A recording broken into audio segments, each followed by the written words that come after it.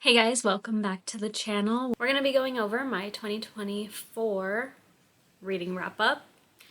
So I read 87 books in 2024. This is the most I've ever read in a single year. And next year, I want to try to hit 100. And I think that's a very doable because I've really gotten into audiobooks. And in 2024, I was almost there. And my year started out really slow. So let's go through the books I read. I'm not going to go through and talk about each and every single one of the books I read, just to kind of overview. Let me see. January, I read 1, 2, 3. So I read 7 books in January, starting with The Plight Before Christmas. I listened to The Power of Habit. You got to start out every new year with a nonfiction, I guess. The tandem read of Empire of Storms and Tower of Dawn. Listen to Little Fires Everywhere and A Man Called Ove or Uva. Hotel Nantucket, and that was it for January. So my favorite book from January was definitely A Man Called Ova. Frederick Bachman is one of my favorite authors, and I absolutely adore that story. That's the tandem read for Empire Storms and Tower of Dawn. That really took a hit to my Throne of Glass. What's the word? Momentum. Once I hit that tandem read, I felt like I was bogged down. So if I could go back in time, I would read them not as a tandem read, but that's a very unpopular opinion. So I don't know. So in February, how many books? In February, I only read one book, and that was actually the audiobook for Daisy Jones and the Six, which is a phenomenal audiobook. If you have wanted to read this book, I would recommend the audio because it is written in interview style format, and the audiobook has an entire full cast of characters, so that makes it a lot easier to digest, I think. And I think the reason that I only read one book in February was because I was also reading Kingdom of Ash the entire month, and it looks like I finished it on March 14th. 4 books read in March, starting with Kingdom of Ash, Legends and Lattes. Listen to Beartown and Maybe You Should Talk to Someone. So again, Frederick Bachman is one of my favorite authors, but I listened to the audiobook of this and I don't think I enjoyed it as much as I would if I would have read it, because his writing is so beautiful and poetic that I often find myself rereading a sentence just because I was like, wow, that was a great sentence. So, and then I love Legends and Lattes, but ever since I saw somebody compare it to what is it? Like a restaurant simulator video game, that's all I can think about when I see this book. But I love it. All right, going on to April. So 2 books in April. None of this is true. That was an audiobook. And The Measure. So The Measure is one that I wish I can go back and reread for the first time. This one is just such a unique story. So one day everybody in the world gets a box with a string that measures the length of their life. And this book follows a few different people, ranging from people who have a long string, so meaning a long life, to a short string, so anywhere from a couple months or a couple years left, or people who decided not to find out and keep their boxes closed. And this book really explored what would actually happen if this happened. So moving on to May, 1, 2, 3, 4 books in May. Okay. So I continued the Beartown series on audio, even though I should have read it. Then Fourth Wing. Fourth Wing was great. One True Loves was probably one of my most disappointing reads that I actually finished. This was before I was DNFing like more ruthlessly. So this one, think of Castaway. After he comes home and discovers that his wife has moved on and is engaged. So she's moved on, and her husband, who she thought to be dead in a plane crash, turns up, and she has to figure out if she's gonna stay with her fiance or go back to her husband. I had one idea in my head, and I was just like, this, like, this is what I want to happen, and why are you even thinking about it? So, and then I listened to The Enchanted Hacienda, which I don't hear anyone talking about. This was a recommendation by my sister, and this one was very much giving Encanto vibes. Um, The Enchanted Hacienda.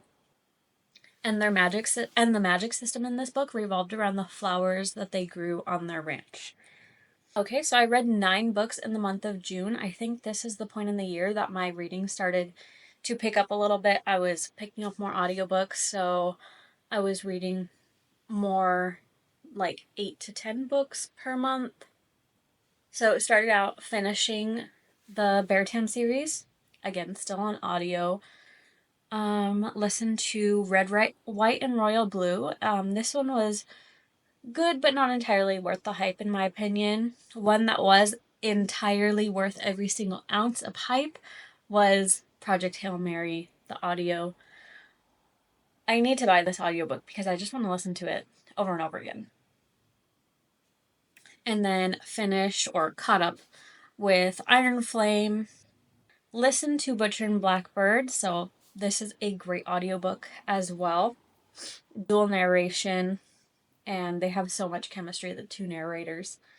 Listened to Remarkably Bright Creatures, read Part of Your World.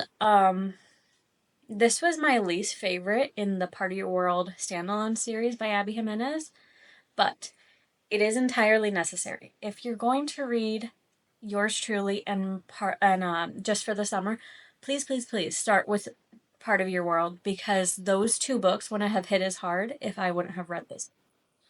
Then I listened to The Unhoneymooners and Malibu Rising, and The Kind Worth Killing, which I would not recommend on audio. This narrator's voice really kind of didn't match the character, in my opinion. So that took away a lot from the book, and I did not enjoy it at all. Then I listened to Ikigai. This is a nonfiction book about the Japanese secret to a long and happy life. Oh, I've already gone into July. So The Kind Worth Killing and Ikigai were in July. So that's 2, 3, 4, 7 books in July. Then I read Ruthless Vows, which I really liked. A lot of people don't like it, but it was good to me. Then I listened to the second book in the Ruinous Love trilogy. That's the one that starts with Butcher and Blackbird. And this one is called Leather and Lark. This one was good, but not as good as the first one. Then I listened to another nonfiction book called The Story of Stuff. And I listened to Funny Story by Emily Henry, which is the only Emily Henry book that I've read so far. And I need to read more of her.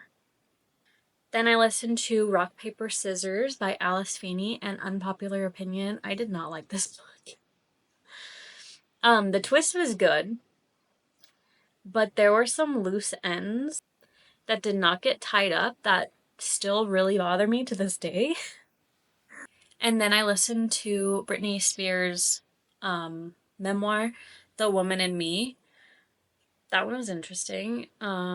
Listened to Never Lie by Frida McFadden. Again, kind of unpopular opinion. This is a lot of people's favorite books by Frida McFadden. I was not a big fan. Oh, I'm already in August. Oops. Okay, so The Woman in Me and Never Lie were in August.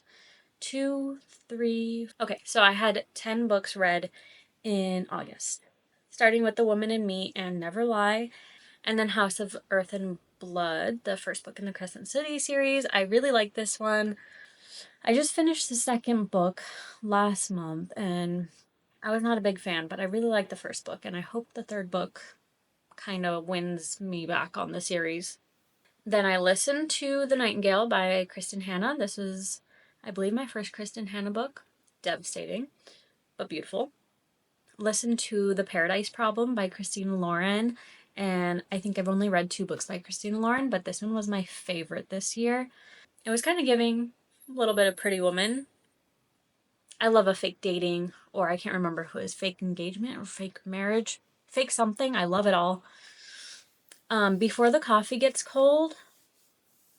I had high hopes for this book, and it was good. It was good, but nothing like amazing. I'm not going to finish the series. Another one that I'm not going to finish the series, Shadow and Bone by Leigh Bardugo. I do want to read Six of Crows. I have not read that yet, but I wanted to read the Shadow and Bone series first, and I couldn't make it. Like, I was falling asleep throughout this whole book, so I'm gonna skip to Six of Crows. Then I listened to The Friend Zone by Abby Jimenez, her first interconnected standalone series, and the end of this book was so devastating that I have not picked up the second book yet. I listened to Home is Where the Bodies Are. I wouldn't recommend this. It was super predictable in my opinion. And then the last book I read in August, finishing the month off very strong with Yours Truly by Abby Jimenez. Absolutely adored that book. 10 books read in September. Starting out with The 7-Year Slip. This one's overhyped in my opinion. It was good, but just for the summer, it deserves all the hype it gets. I love that book so much. And then I listened to Slewfoot. I was trying to get into spooky season a little bit, dip my toes, and that one was a really, really great audiobook. And then I read, or finally finished, The House in the Cerulean Sea, because I started this earlier in the year, and then my library book, or ebook, got returned, and I finally got it back and finished it in September, and I loved this book so much. Then I read Priory of the Orange Tree, and this is kind of another disappointing one. I'm sorry. I was expecting more lesbians and more dragons. It was good, but I'm not in a rush to pick up the next book. Then I listened to The Book of Doors and The Unfortunate Side Effects of Heartbreak and Magic. The unfortunate the unfortunate side effects of Heartbreak and Magic was very disappointing to me. And then I read Masters of Death right here by Olivia Blake. This was just not what I was expecting it to be. I think I would have really liked it if I didn't have expectations of what I was getting into. And then I read The Very Secret Society of Irregular Witches. This one was very cute and cozy, just like everyone says. It didn't disappoint. It didn't blow me away, but it definitely didn't disappoint either. And finishing off yet another month very strong with One Dark Window, the first book in the Shepherd King duology. I loved this duology. October, starting off very sad with The Great Alone by Kristen Hanna. Okay, how many books did I read in October? 1, 2, 3, 11 books in October, starting out with The Great Alone. And then I read Phantasma. This one was good. I wish the trials would have given a little bit more, but it was still good. The X-Hex, I listened to this one. Two Twisted Crowns, finished the Shepherd King duology. Listened to The Boyfriend by Frida McFadden. And I read Anathema by Carrie Lake. I have very mixed opinions on this one. Actually, that's a lie. I didn't really like Anathema. But I might still pick up the second book. I didn't hate it enough that I'm not going to pick up the second book. Then I read the second book in the Graves Glen series, which starts with The X-Hex. I read The Kiss Curse and Deadly Occupants. October was like very meh. Ugh. Then I started the Chestnut Spring series by Elsie Silver with Flawless, and I really liked that one. Then I listened to Wayward by Amelia Hart. This one was good, but I just finished listening to The Sirens by Amelia Hart, which is coming out April 1st. And this one is so good. So if you liked Wayward, definitely keep your eye out for The Sirens.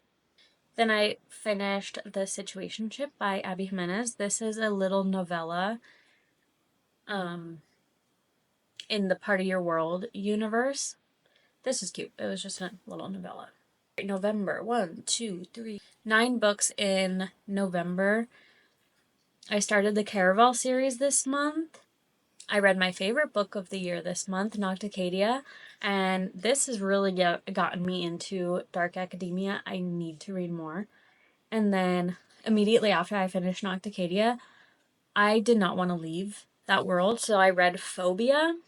It is a novella following the sister from Nocticadia. This one was okay. Oh, I started going through a book slump right here. Then I read another short story, The Answer is No by Frederick Bachman, and I really liked that one. Then I read The Inheritance Games, which was a really fast read, so it was good to get me out of that reading slump. Listened to Legendary and We Used to Live Here, a great audiobook, We Used to Live Here, but then I listened to one of the best audiobooks of the year, Lights Out. This is a dark romance, stalker romance, if you haven't heard of it yet. And then I listened to The Teacher by Frida McFadden. This one was pretty predictable, and this is kind of where I found that maybe I'm not a big Frida McFadden fan. Then in December, 1, 2, 3, 12, 13 books in December. Wow. Some of them were short, so let me see. I finished listening to Listen for the Lie. This is another audiobook that kind of centers around a podcast, so that was a cool element. But the book was a little too overhyped, I think, for me. And then I finally finished House of Sky and Breath in December. This one took a while. Listened to The Christmas Swap. This was a debut novel, so I feel really bad. I did not like this at all. I thought the two FMCs had no chemistry. The second book in the Chestnut Spring, and then the second book in the Chestnut Spring series, Heartless. And then I finished the Caraval series so that I could later read Spectacular, the novella. So I also read Spectacular in December. And then I read my very first arc, which wasn't really an arc because it came out last week. I mean, because it came out the prior year, but it was still on NetGalley for some reason. So I read a little short story called It's Beginning to Look a Lot Like Christmas. This was nothing out of the ordinary for a Christmas book, but it was cute, and I liked that it was short so that I could read it so I didn't have to get invested in a novel, a Christmas novel. And then I read An Academy for Liars, and this is where I was like, okay, I need to pick up more dark academia. And then since I listened to Slewfoot during Halloween spooky season, I listened to Krampus by Brom for Christmas because I was not feeling any fluffy Christmas books. This was quite the opposite, and that was very good. And then I listened to I Hope This Finds You Well, and I really like this one. This one was pretty similar to Eleanor Oliphant is Completely Fine and Anxious People and that kind of writing style. Very dry sense of humor. And then I finished the Cerulean Chronicles with Somewhere Beyond the Sea. I love this series. And then I read or listened to a nonfiction book called How to Be Enough: Self-Acceptance for Self-Critics and Perfectionists. And it was actually really helpful. I got a lot out of this book. And then finishing off the year on December 31st, finished my 87th book, which was another arc, and this was The Sirens by Amelia Hart, which I mentioned earlier. I need everyone to pick this up on release date so we can talk about it. It's so good. So if you made it to the end of this video, thank you so much. Let me know what your favorite book of the year was, and I'll see you next time.